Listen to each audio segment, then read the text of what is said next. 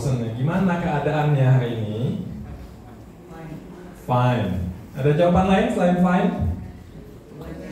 Luar biasa. Apanya yang luar biasa? Luar biasa Yesusnya. Amin, amin, amin. Nah, pada hari ini topik bahasan kita adalah tentang disiplin yang mengubahkan. Siapa yang di sini yang merasa sebagai pengikut Kristus atau muridnya Yesus? Siapa? Siapa yang merasa pengikut Kristus? Nggak banyak ya, ada yang enggak. Oke, siapa yang merasa pengikutnya Ko Andrew? Nggak ada. Oke, kita pengikut Kristus ya. Nah, saudara, setelah saya cari tahu, ternyata disiplin itu berasal dari bahasa Latin, saudara. Disiplin itu berasal dari kata disiplina, ya, bahasa Latin yang artinya pengajaran atau pelatihan. Nah, kalau ngomongin disiplin, kita suka nyambungnya sama disciple atau pengikut. Nah, ternyata disciple itu juga berasal dari bahasa Latin yang akar katanya juga sama dengan kata disiplin, yaitu discipus atau murid, ya. Nah, kalau saya cari lagi nih di kamus bahasa Indonesia, ternyata disiplin itu artinya tata tertib atau ketaatan kepada peraturan, ya. Berdisiplin artinya menaati peraturan. Kalau mendisiplinkan artinya membuat supaya orang itu menjadi taat akan peraturan, ya. Nah, apakah Tuhan menginginkan kita menjadi orang yang disiplin? Kalau Tuhan menginginkan kita menjadi orang yang disiplin, pastilah Dia akan mendisiplinkan kita. Betul? Betul nggak? Betul nggak?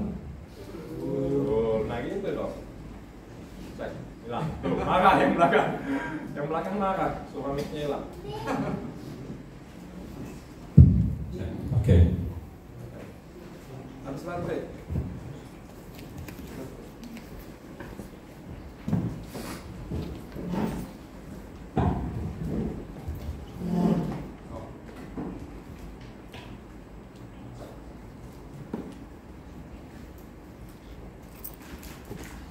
Cek, ya.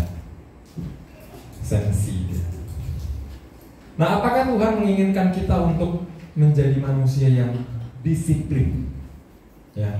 Kalau Dia benar-benar menginginkan membuat kita disiplin, artinya Dia akan mendisiplinkan kita. Kita akan lihat apakah benar Tuhan mendisiplinkan kita. Ya. Kita baca Amsal 3 ayat 11 sampai 12. Coba, siapa? Nah, ayat 11 dan 12 ya. Kita baca sama-sama ya. 1, 2, 3. Hai anakku, janganlah engkau menolak didikan Tuhan, dan janganlah engkau bosan akan peringatannya, karena Tuhan memberi ajaran kepada yang dikasihinya, seperti seorang ayah kepada anak yang disayangi. Ya. Ada nggak kata-kata disiplin di sini? Nggak ada. Kalau kita lihat terjemahan New English Translation-nya, ada. Katanya begini: My child, do not despise discipline from the Lord, and do not loathe his rebuke, for the Lord discipline those who he love, just as a father discipline. Jadi kata-kata didikan dan ajaran itu dalam terjemahan New English Translation itu artinya disiplin, ya. Karena kita tadi udah tahu bahwa kata-kata disiplin artinya berasal dari kata Latin disiplina yang artinya pengajaran, ya. Artinya ketika orang mengajarkan sesuatu, artinya dia mendisiplin kita. Oke, Tuhan mengajarkan kita sesuatu, artinya Tuhan mendisiplin kita. Oke. Nah, Tuhan mau anak-anaknya apa tadi? Disiplin. ini juga membenarkan statement kalau kita ngomong bahwa siapa yang merasa menjadi anaknya Allah, siapa yang merasa menjadi muridnya Yesus harus disiplin. Karena murid artinya harus taat kepada gurunya. Oke? Nah, problemnya saudara, seringkali kita kalau didisiplinkan itu ngambek, ya. Latihan jam 5 misalnya, ya, datang setengah 6 atau bahkan jam 6, ditegur, ngambek, tersinggung, ya. Terus apa lagi? Telat ngasih lagu untuk ibadah, ditegur, ngambek, ya. Apalagi masih banyak lagi yang lain, ya. Ini bukan ngeledek, bukan nyinggung, tapi yang benar, kenyataannya begitu, ya. Bagi yang merasa tersinggung mohon maaf, tapi yang memang kenyataannya begitu. Nah, kita merasa tersinggung, kenapa? Karena mungkin satu, yang negornya juga caranya kurang bagus, ya, bisa jadi. Atau kemungkinan lebih besar lagi ada di nomor 2, yaitu kita menganggap bahwa teguran itu, mendisiplinkan itu sebagai sesuatu yang menyerang kita, sehingga kita langsung pasang kuda-kuda, kita langsung defense, seolah-olah kita mau diserang, jadi kita defense dulu, ya, jangan sampai kita kalah dari serangan itu. Padahal yang menegur, ya, yang mendisiplinkan mempunyai tujuan baik, yaitu mengubahkan kita menjadi orang yang lebih baik, yang mengubahkan kita supaya kita mempunyai attitude atau perilaku yang lebih baik, kebiasaan yang lebih baik, ya. Jadi jangan negative thinking terhadap teguran, jangan defense terhadap kedisiplinan, karena itu mengubahkan kita menjadi lebih baik, ya. Tahu dari mana? Kita baca Amsal 12 ayat 1. Ya. Amsal 12 ayat 1. Kita baca sama-sama, ya. Siapa mencintai didikan, mencintai pengetahuan, tetapi siapa membenci teguran adalah dungu. Nggak puas aku. Nggak ada yang baca, cuma cacing-cing yang baca. Oke, kita baca lagi, ya. 1, 2, 3. Siapa mencintai didikan, mencintai pengetahuan, tetapi siapa membenci teguran adalah dungu, ya. Bukan cuma Rocky Gerung yang suka ngomong dungu, Alkitab juga ada ternyata ngomongan dungu, ya. Jadi siapa yang tidak suka atau anti terhadap teguran, ya, terhadap kedisiplinan adalah dungu, ya. Bahasa Inggrisnya, the one who love discipline, love knowledge, but the one who hates reproof atau teguran, it's stupid. Siapa yang mau jadi stupid? Nggak ada. Artinya apa? Kalau tidak ada yang mau jadi stupid, tidak ada yang mau jadi dungu, artinya harus mencintai didikan atau teguran. Mulai sekarang jangan anti sama teguran. Kalau ditegur, artinya orang yang menegur mengasihi kita. Coba cowel sebelah kanan yang ngomong, jangan anti sama teguran. Sebelah kirinya juga cowel, jangan anti sama teguran. Oke. Nah,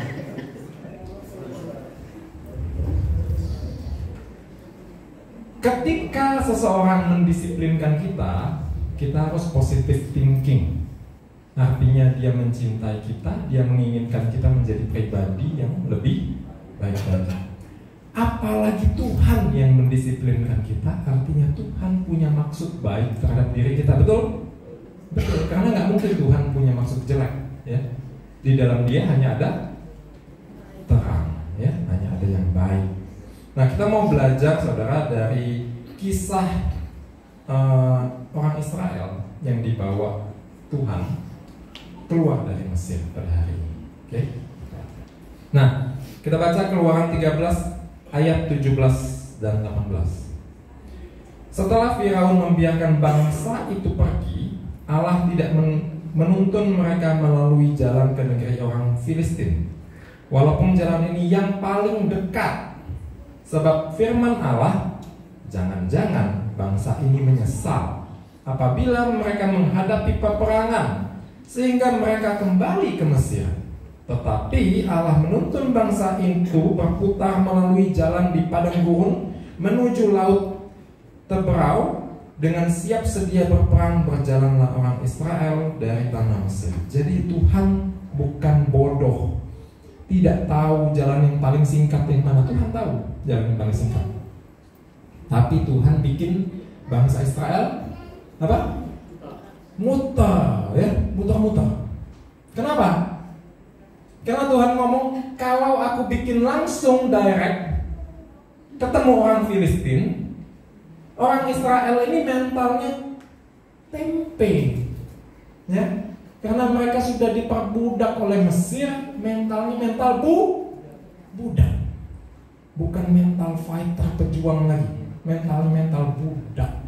Begitu ketemu bangsa Filistin yang hobinya berperang, yang ganas, ya, akan keok nggak? Keok lah pasti. Ya, dan akhirnya memilih untuk balik ke Mesir dibandingkan aku keok sama bangsa Filistin balik ke Mesir aja. Nah, Tuhan bikin muter supaya untuk kebaikan siapa? Bangsa Israel, betul kan? Nah, Tuhan menuntun memutar untuk kebaikan bangsa Israel. Nah, seperti juga Bapa yang baik, Bapa yang baik ya, tidak semua Bapa baik. Ada yang enggak?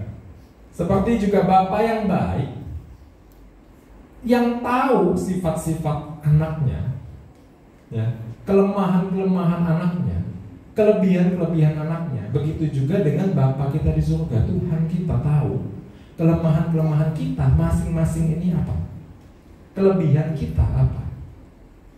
Makanya di dalam Alkitab Tuhan ngomong bahwa Dia tidak akan membiarkan pencobaan. Dia tidak akan membiarkan pencobaan itu terjadi pada diri kita kalau sesuatu pencobaan itu lebih besar daripada kekuatan kita untuk menanggungnya. Ya, kok udah diam, tidak ada yang bersuara, tidak pernah dengar firman-Nya atau aku salah tentang firman? Betul kan? Berapa kali kita merasa sepertinya ini bukan jalan yang paling the best versi kita, tetapi setelah melalui prosesnya kita tahu bahwa oh, aku dibuat seperti ini untuk kebaikanku sendiri. Ya, gitu. Nah, saudara, kita mau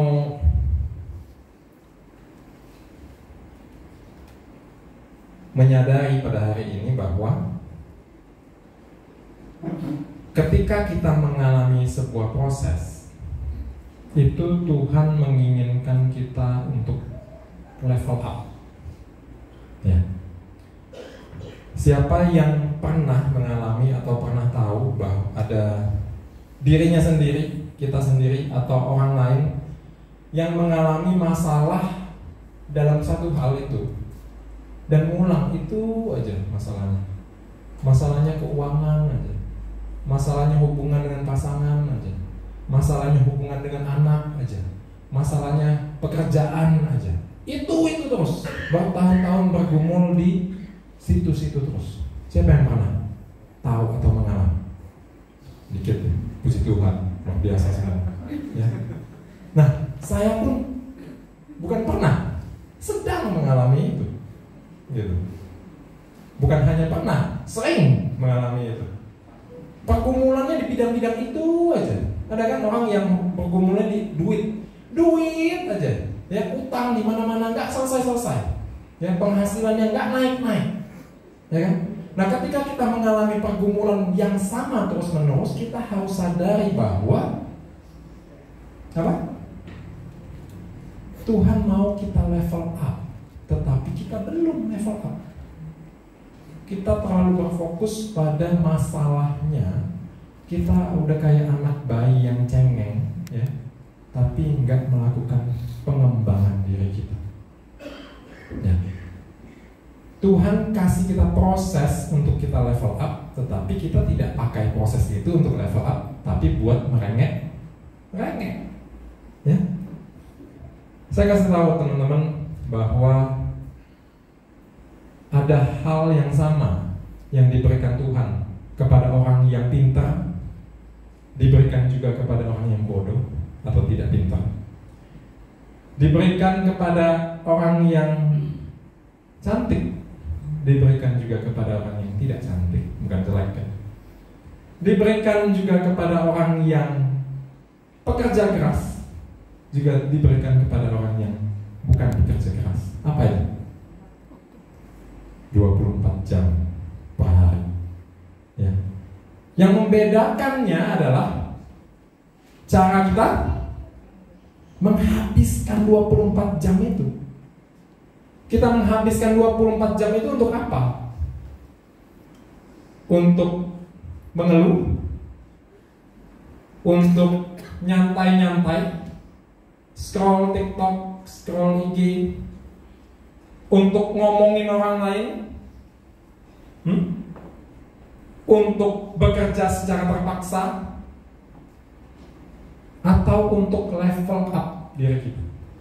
Berapa menit setiap hari kita lakukan sesuatu untuk level up diri kita? Bahkan ada yang enggak, ngabisin waktu setiap hari enggak level up, enggak mengupgrade diri, gimana mau lepas dari problemnya? Ya, masalahnya keuangan. Selama ini penghasilannya pas-pasan, tetapi nggak ada pernah belajar skill baru, nggak pernah mengupgrade kemampuannya. Cuman make TikTok, IG hanya untuk ngeliatin artis, ya, lagu baru, ini artis Korea dan lain-lain. Nggak guna.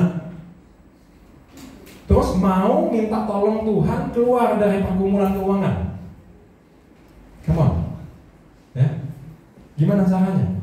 Untuk level up itu urusan kita, ya. Tapi untuk memberikan rancangan yang terbaik itu urusan Tuhan.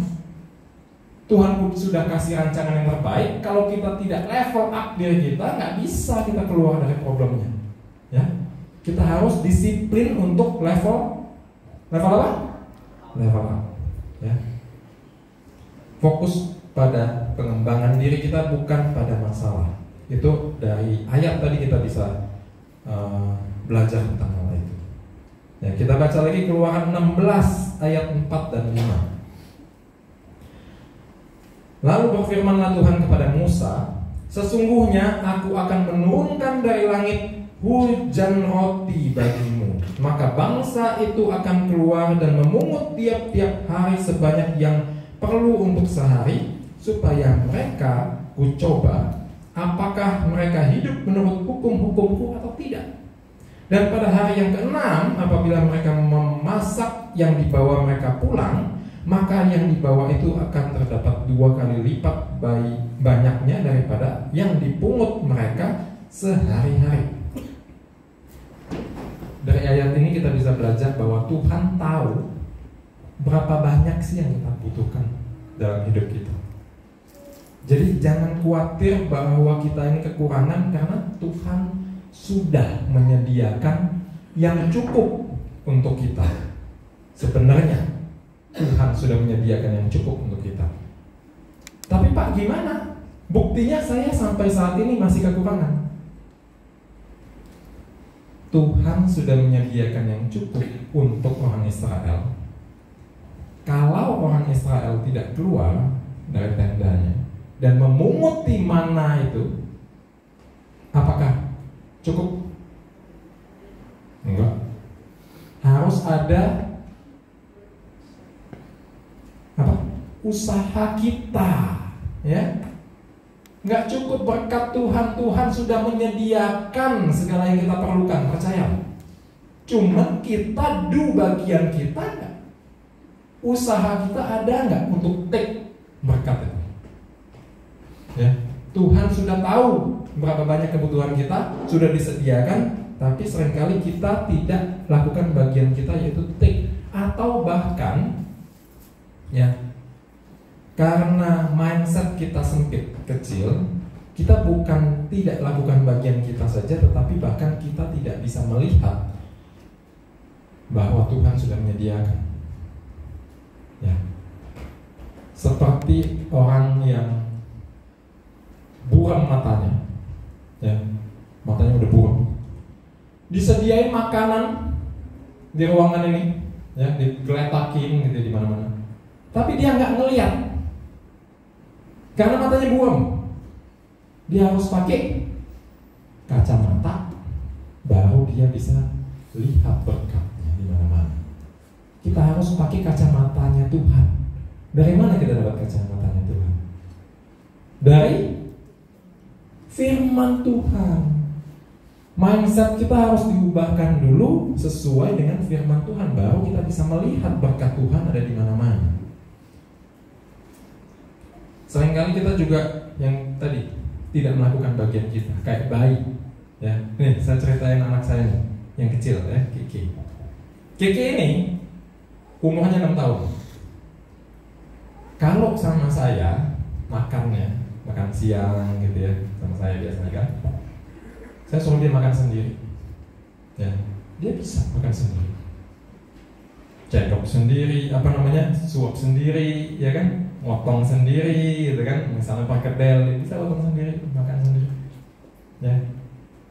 Tapi giliran sama mamanya disuapin. Kebiasaan kalau sama mamanya, akhirnya dia nggak mau nyedok sendiri, dia nunggu, dia maunya disuapin. Ya, kita ini kayak anak itu, manja. Sudah disediain berkatnya, bahkan kita tidak mau ngambil dan nyuap ke diri kita sendiri. Kebanyakan kita adalah begitu. Ya. Ingat, yang perlu kita imani adalah Tuhan sudah menyediakan segala yang kita butuhkan sesuai dengan kebutuhan kita. Cuman yang perlu kita lakukan adalah kita grab, kita ambil, dan kita harus bisa lihat. Oke.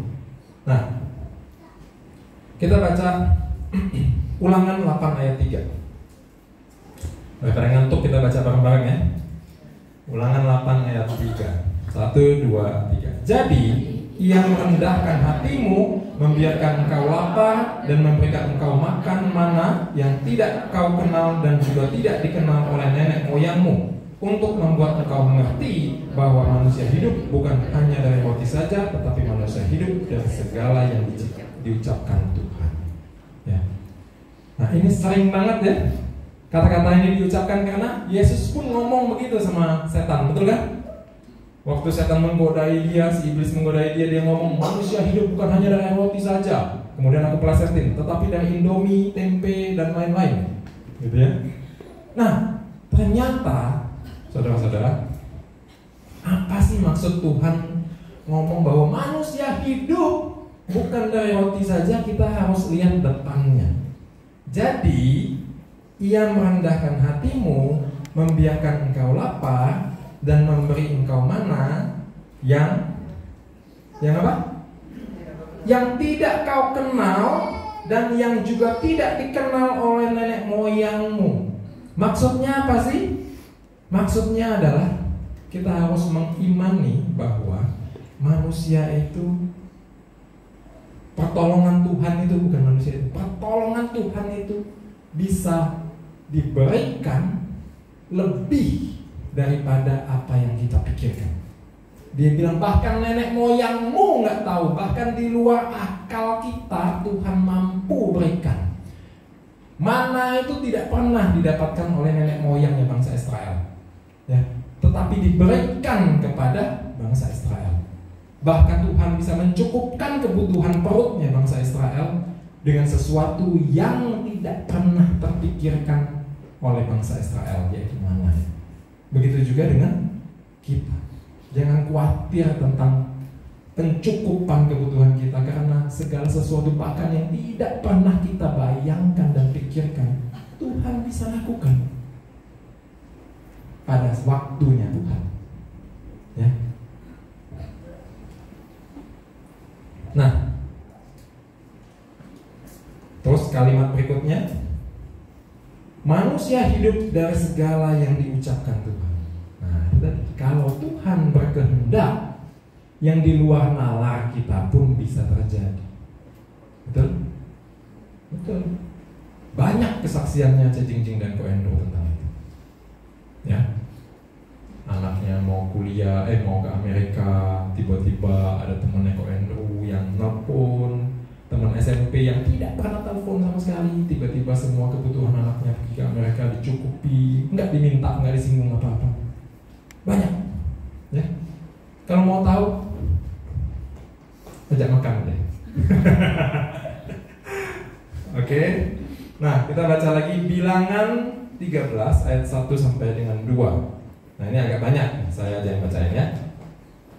Tuhan berfirman kepada Musa, suruhlah beberapa orang mengintai tanah Kanaan yang akan kuberikan kepada orang Israel. Dari setiap suku nenek moyang mereka haruslah kau suruh seorang, semuanya pemimpin-pemimpin di antara mereka. Bilangan 13 ayat 23 dan 24. Ketika mereka sampai di lembah Eskol, dipotong merekalah di sana suatu cabang dengan setandan buah anggurnya, lalu berdua mereka mengandarnya, juga mereka membawa beberapa buah delima dan buah ara. Tempat itu dinamai oleh orang lembah Eskol karena tandan buah anggur yang dipotong orang Israel di sana. Nah, Bilangan 14 ayat 6 dan 9. Tetapi Yosua bin Nun dan Kaleb bin Yefune yang termasuk orang-orang yang telah mengintai negeri itu mengoyakkan pakaiannya dan berkata kepada segenap umat Israel, negeri yang kami lalui untuk diintai itu adalah luar biasa baiknya. Jika Tuhan berkenan kepada kita, maka Ia akan membawa kita masuk ke negeri itu dan akan memberikan kepada kita suatu negeri yang berlimpah-limpah susu dan madunya. Hanya janganlah memberontak kepada Tuhan dan jangan takut kepada bangsa negeri itu, sebab mereka akan kita telan habis. Yang melindungi mereka sudah meninggalkan mereka, sedang Tuhan menyertai kita. Janganlah takut kepada mereka. Ya, dari sini ayat-ayat yang kita baca tadi kita bisa ambil kesimpulan bahwa Tuhan menginginkan kita untuk berani, ya. Jangan takut sama orang-orang Filistin. Ya, benar ya? Nah, jangan takut karena badan mereka gede, yang lebih kuat dari kita, ya. Jangan takut karena Tuhan itu menyertai kita dalam segala perkara. Ya, ingat lagunya apa? Segala perkara dapat ku tanggung di dalam Dia yang memberi kekuatan. Jadi kalau saya nyanyi lagi di Mama Freddy, ya, bilang nggak usah nyanyi lah kok, pada pulang semua, maaf. Be strong in the Lord. Nah, itu artinya, ya. Kita harus kuat di dalam Tuhan. Oke? Nah, kita harus fokusnya itu kepada janji Tuhannya, bukan kepada masalahnya. Fokusnya kepada susu dan madu yang berlimpah, bukan fokus kepada orang-orang yang menakutkannya. Karena bagi kita tidak ada yang mustahil, karena Tuhan kita ini yang luar biasa. Tuhan kita segala sesuatu dapat ditanggung kalau bersama dengan Tuhan. Oke? Bahkan saudara, kita perlu sadari orang Israel ini sudah mengalami banyak kali mujizat di dalam hidupnya.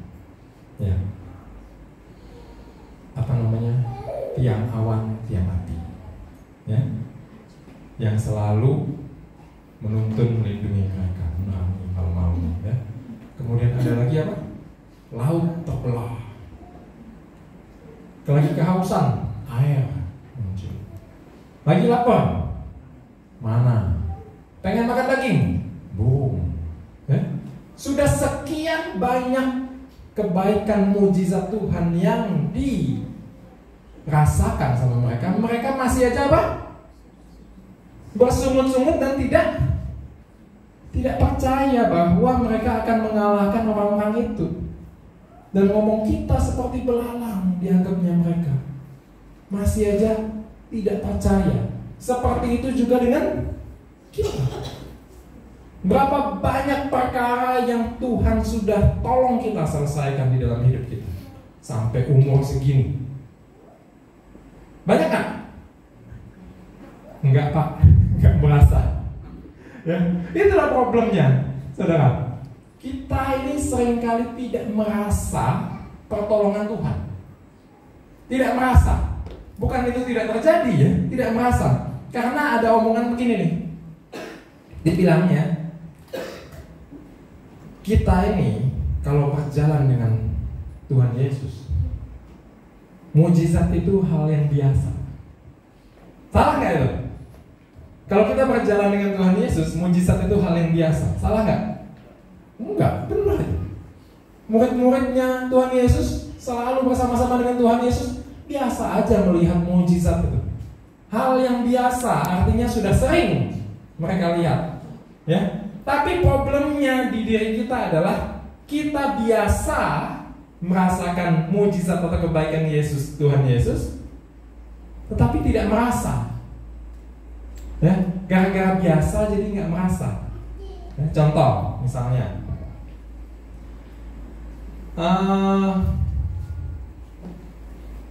kalau kita ke sebuah perkantoran yang mewah, ya, kita biasanya begitu mau masuk ke pintu utama, ada satpam yang bukain pintu, ya. Pertama kali kita kerja, misalkan kita kerja di dalam gedung itu, kita akan bilang makasih Pak, makasih Pak. Udah 2 minggu, bukain, biasa aja. Kita anggap itu sebuah hal yang normal dan biasa, yang memang sudah haknya kita untuk terima, ya kan? Siapa yang di rumah istrinya masih masak? Gak ada, istrinya masih masak? Masak gak? Siapa yang istrinya masak dan setiap kali mau makan masih diambil nasinya, piringnya, ya? Tapi karena itu hal yang biasa, kita nganggap itu sebagai sesuatu yang memang haknya kita untuk terima, dan lupa ngomong makasih, thank you, ya? Begitu juga dengan mujizat dalam hidup kita. Banyak banget terjadi, tetapi kita nganggap itu hal yang biasa, memang layak aku terima. Makanya seringkali kita tuh tidak bisa menyadari. Disuruh kesaksian, mau saksian apa ya? Bingung, ya. Setahun disuruh kesaksian sekali, bingung, saksian apa ya? Ya? Betul nggak? Siapa yang ngomong betul? Betul, cuma dikit ya. Oke. Kita nganggap itu worthless, tidak berarti. Ya, kenyataannya apa saudara? Kenyataannya saat ini, detik ini, ya, banyak banget resiko yang bisa menghampiri kita. Ya, kemarin saya lihat Instagram, itu benar-benar saya merasa serem dan bersyukur. Saya lihat Instagram, ya, ada seorang cewek yang dia sudah 30-an tahun, 35 ke atas, ya, di Cina. Nih, cewek ini di Cina 30-an ke atas. Dia nggak bisa ngapa-ngapain, makan disuapin, sikat gigi disikatin, ya. Dan setelah saya nonton videonya, dilihatin bahwa cewek ini sebelumnya adalah penari yang hebat banget, ya. Bahkan sebagai pengajar. Kemudian tiba-tiba di usia dia ke-34 dia kena penyakit. Kalau nggak salah namanya ALS, ya. Penyakit virus yang menyerang motoriknya dia sehingga dia tidak bisa lagi beraktivitas, semakin hari semakin parah.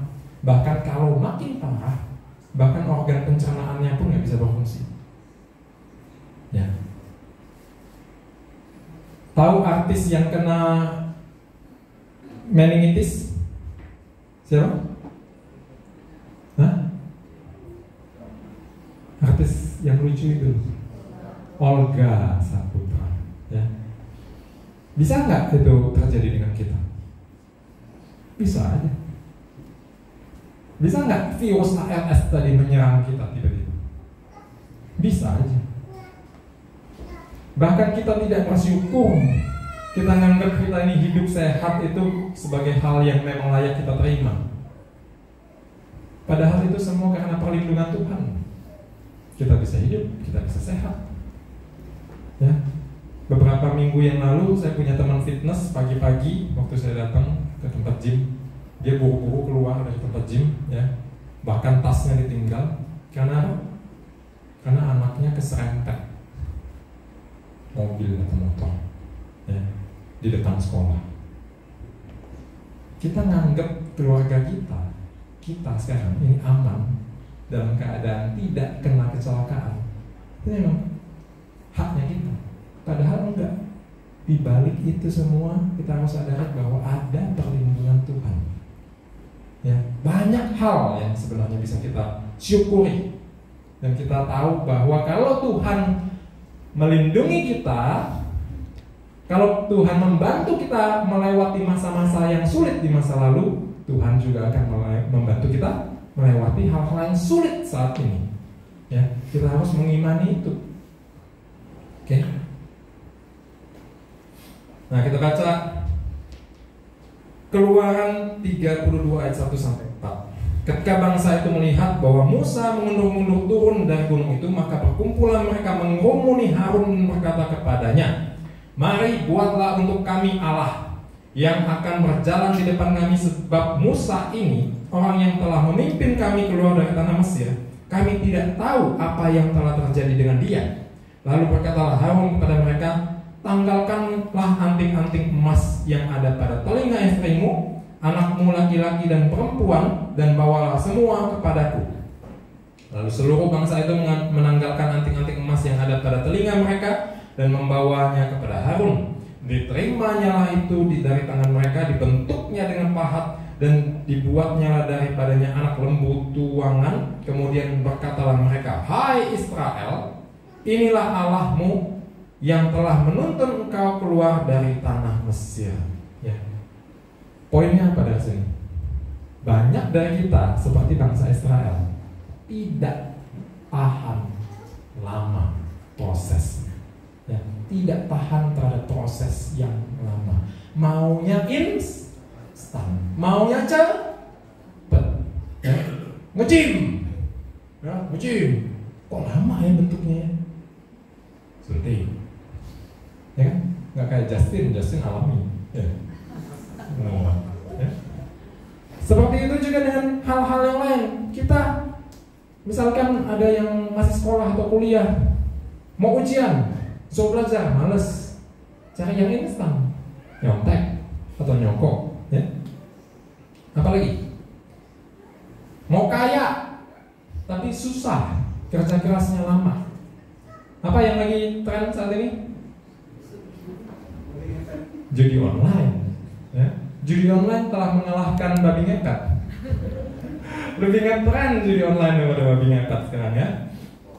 Nah, banyak kita tidak mau proses, kita mau langsung dapat hasilnya. Padahal hasil tidak mungkin mengkhianati proses. Kalau prosesnya baik, disiplin, hasilnya juga pasti baik, ya.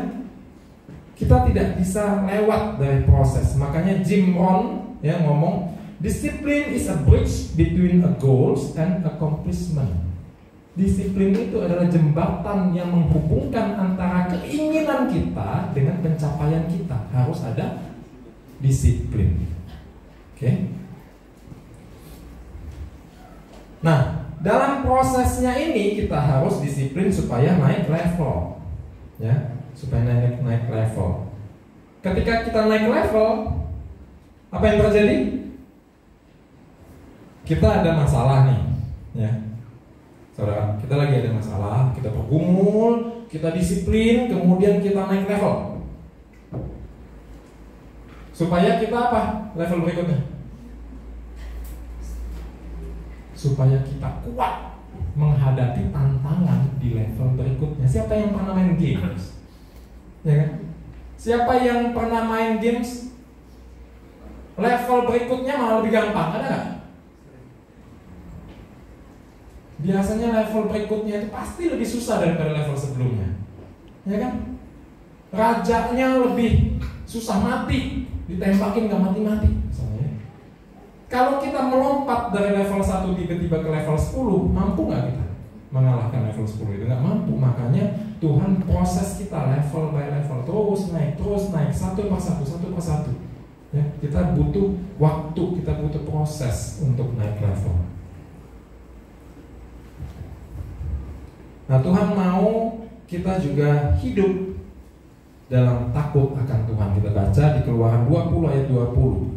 Tetapi Musa berkata kepada bangsa itu, jangan takut, sebab Allah telah datang dengan maksud untuk mencoba kamu, dan dengan maksud supaya takut akan Dia ada padamu, agar kamu jangan berbuat apa?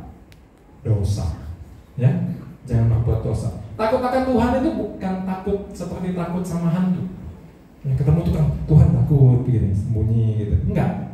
Ya, takut akan Tuhan itu adalah hormat kepada Tuhan. Ya, hormat itu apa? Seorang anak menghormati orang tuanya kalau anak itu mendengarkan apa yang dikatakan orang tuanya dan menuruti apa yang dikatakan oleh orang tuanya.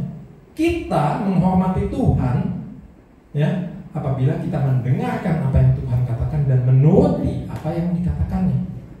Itulah yang dikatakan takut akan Tuhan, ya, menghormati, melakukan apa yang Tuhan katakan, bukan takut kayak melihat hantu, ya.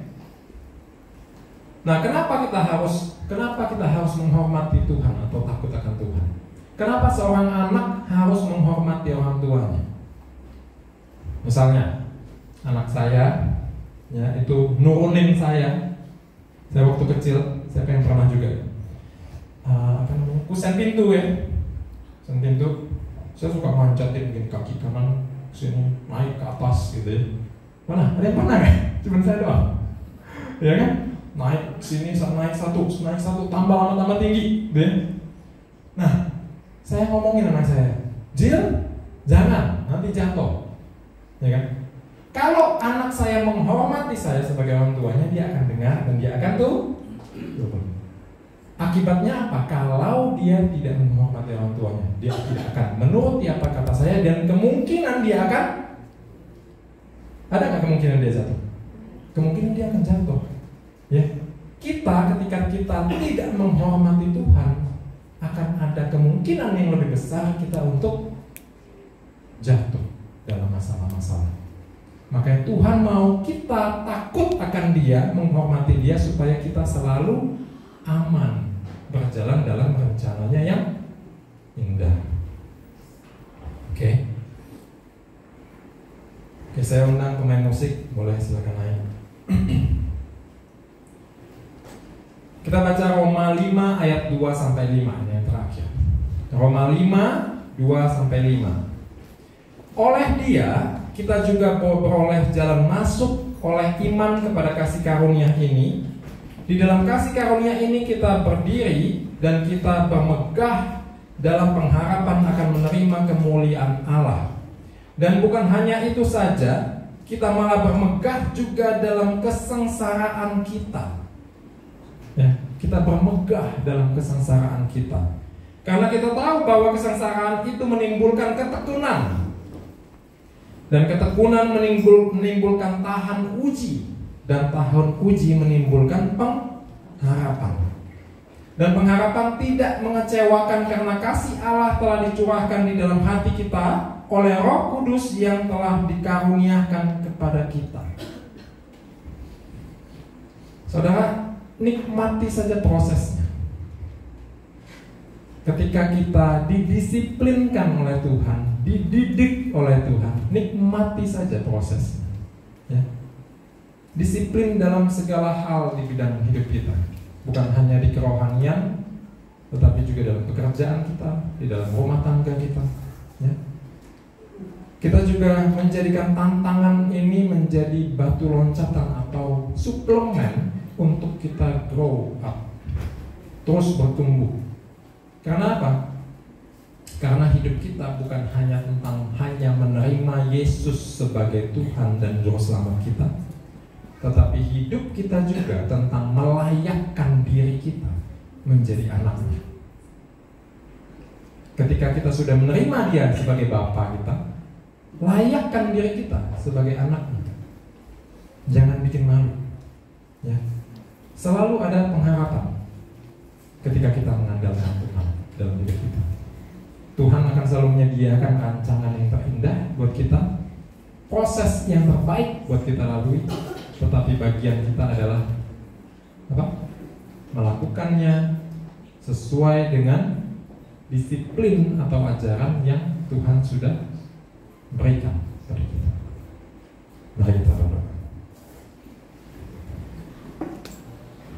Tuhan Allah kami, Bapa kami yang maha baik, kami bersyukur untuk kesempatan Engkau berikan kepada kami mengalami proses-proses, mengalami kesulitan-kesulitan di dalam hidup kami.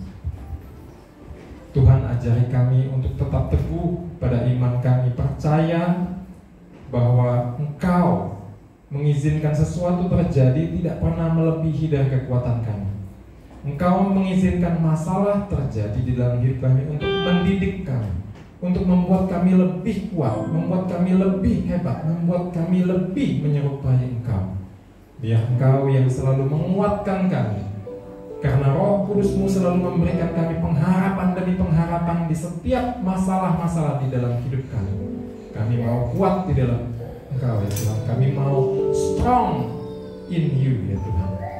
Biarlah Tuhan kami dapat melewati segala tantangan ini, dan semakin hari kami dapat menjadi berkat, bukan hanya untuk diri kami sendiri, tetapi bagi banyak orang. Bagi keluarga kami dapat memberikan contoh yang baik, menjadi teladan yang baik. Bagi orang-orang di sekitar kami dapat membantu mereka untuk level up. Tapi Tuhan, kami juga ingin Tuhan, Engkau yang turut serta, turut campur, turut menguatkan kami dalam segala hal apapun yang kami lewati, dan mencerahkan, memberikan hikmat, kebijaksanaan dalam pikiran hati kami, sehingga dalam menghadapi tantangan apapun seperti orang Israel, kami tetap berfokus pada mujizat-Mu yang selalu kami alami.